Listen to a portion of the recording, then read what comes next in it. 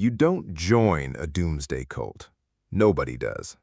That's the first thing you need to understand before we walk through this together, level by level, stage by stage, right up to the day the sky doesn't split open and the ground doesn't swallow the wicked, and you're left standing in a basement full of canned beans, wondering who you even are anymore. You don't join, you drift. And drifting is exactly where this story begins. Stage 1, the seeker. Right now, you are the version of yourself that nobody worries about. You have a job, or you don't. You have a family, or you used to. What you have more than anything else is a question you can't put down. Why does none of this feel like enough? You've tried therapy, or you haven't been able to afford it.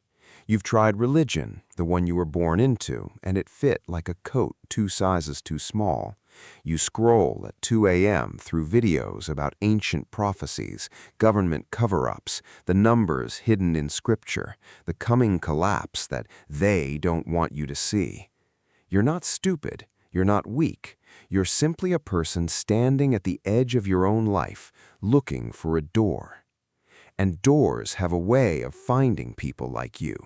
It starts small, a stranger at a bookstore who just happens to be reading the same obscure text you picked up on a whim, a coworker who mentions almost offhand that she's part of a community that's been waking up together, a forum thread that seems to answer questions you didn't know you were allowed to ask out loud.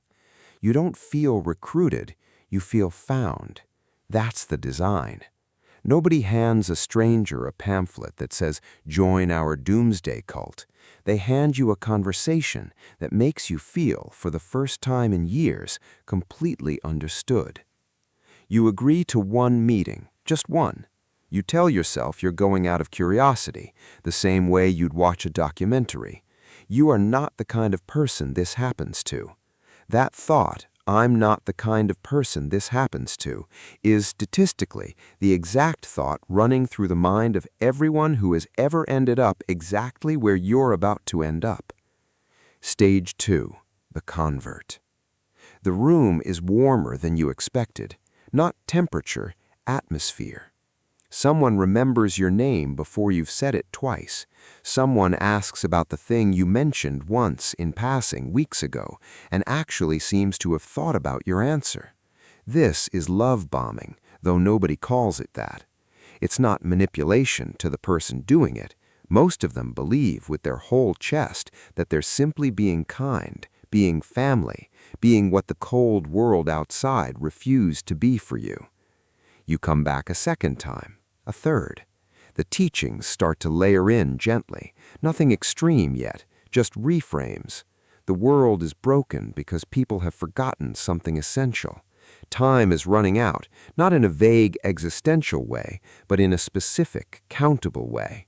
There's a date. Nobody tells you the date yet.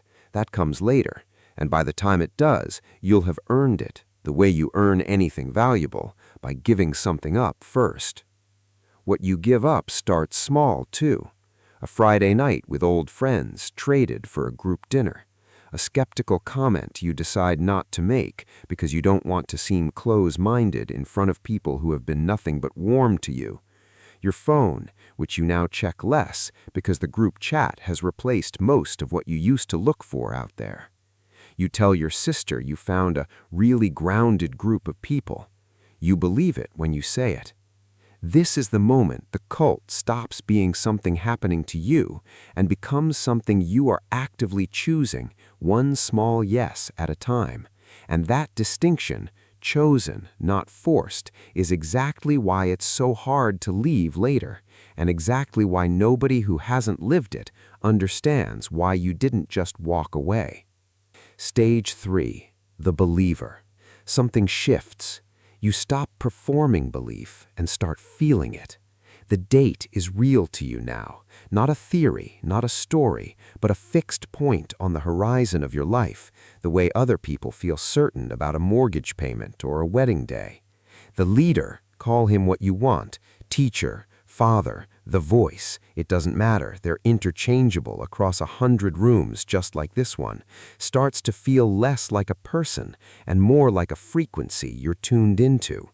When he speaks, something in your chest responds before your mind catches up. You've cut contact with the family members who don't understand. You tell yourself this is discernment, not isolation. You've started tithing, a percentage of your income at first, then more, because the group is preparing, because preparation costs money, because the ones who give the most are the ones who clearly believe the most, and you want, more than almost anything you've ever wanted, to be counted among the ones who believe.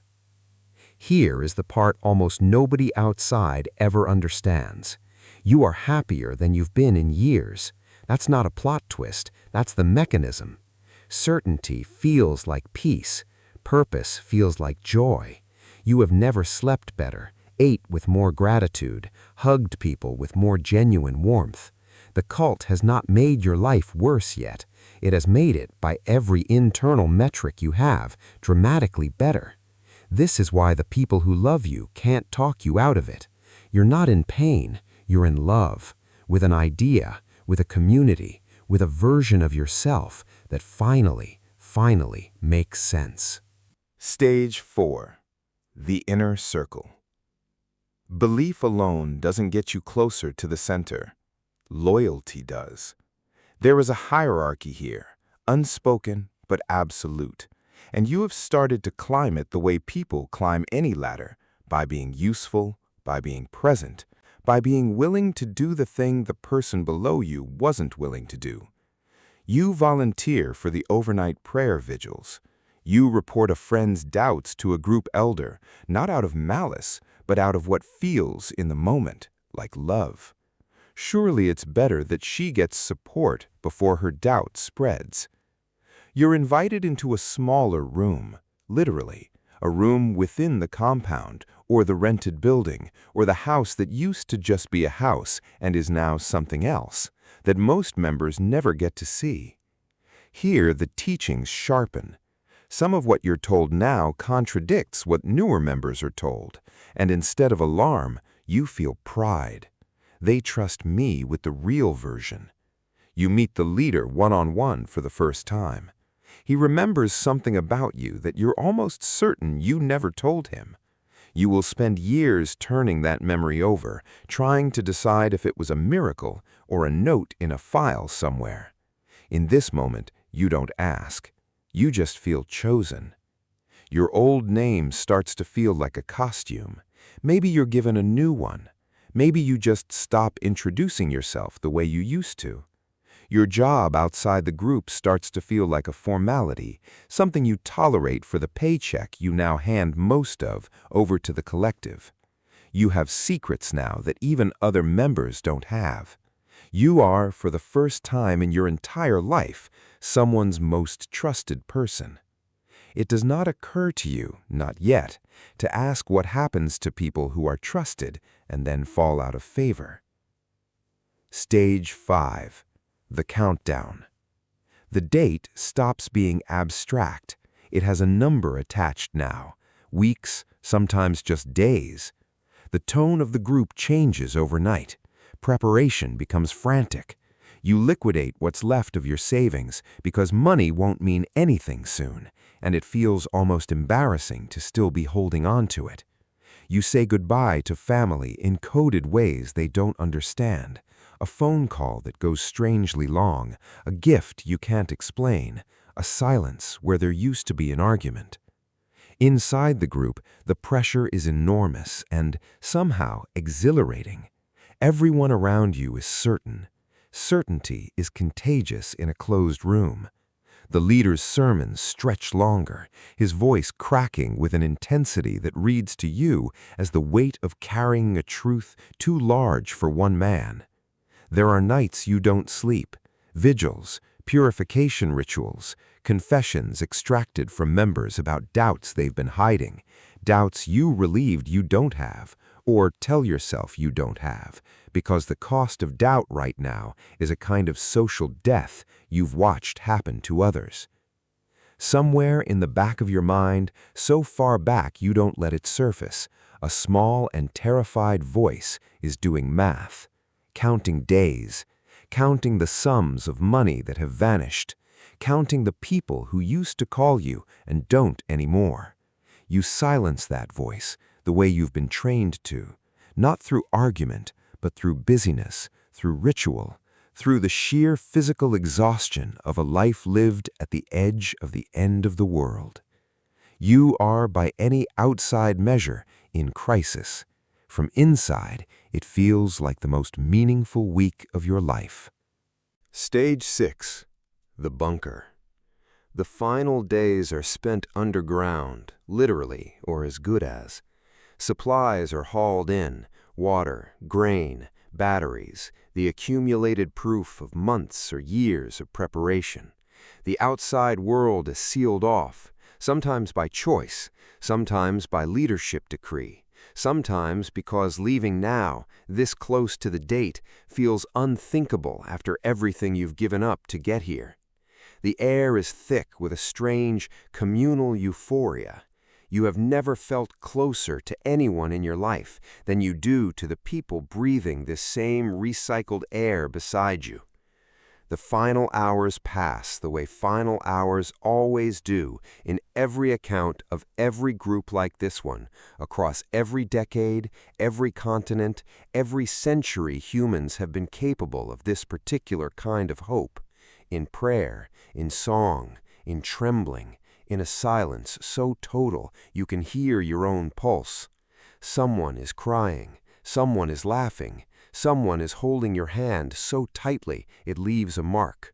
You believe in that room more completely than you have ever believed anything that the world above you is about to change forever. The date arrives, and then the date passes. Stage 7. Surviving the day nothing happens. Nothing happens. That is the entire, unbearable event. No fire, no sign, no trumpet, just the sun coming up the way it always has, indifferent, ordinary, obscene in its refusal to confirm anything you have built your life around. The silence in the bunker afterward is unlike any silence you have ever experienced, not peaceful, but structural, like the moment after a building has been hollowed out and is still standing only because nobody's told it to fall yet. The leader offers an explanation. There's always an explanation, a miscalculation, a test of faith, a mercy granted because of your devotion, a new date already forming in the air like the first one never happened at all. And here is the part that will haunt you longer than anything else. Some of the people beside you nod.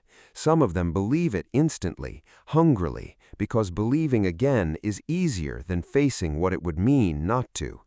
You watch friends you trusted with your whole life reach for the new story the way a drowning person reaches for anything at all. But something in you has changed. Maybe it's small, a flicker, a crack. Maybe it's everything at once, a floor giving way beneath 12 years of certainty in a single unbearable morning. You walk outside into a world that never ended, and it is the strangest, most disorienting thing you have ever done, more disorienting than joining ever was. You have no savings, you have no job, half your family stopped speaking to you before you can even explain it, and the words to explain it don't exist yet, might not exist for years. You are not the person who walked in here. You are not sure, standing in that ordinary, unchanged daylight, who you are at all. This is the part nobody films because it isn't dramatic in the way the countdown was. It's just a person, blinking in the sun, rebuilding a self, one unbearable, unglamorous day at a time, learning to trust a plain Tuesday again, learning to let a phone call go unanswered without spiraling, learning that meaning doesn't have to arrive with a date attached to be real. Some people never fully find their way back.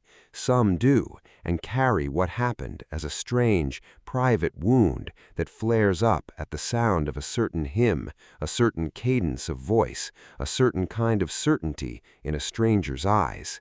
You survived to the end of the world. The catch was that the world never ended at all. You did.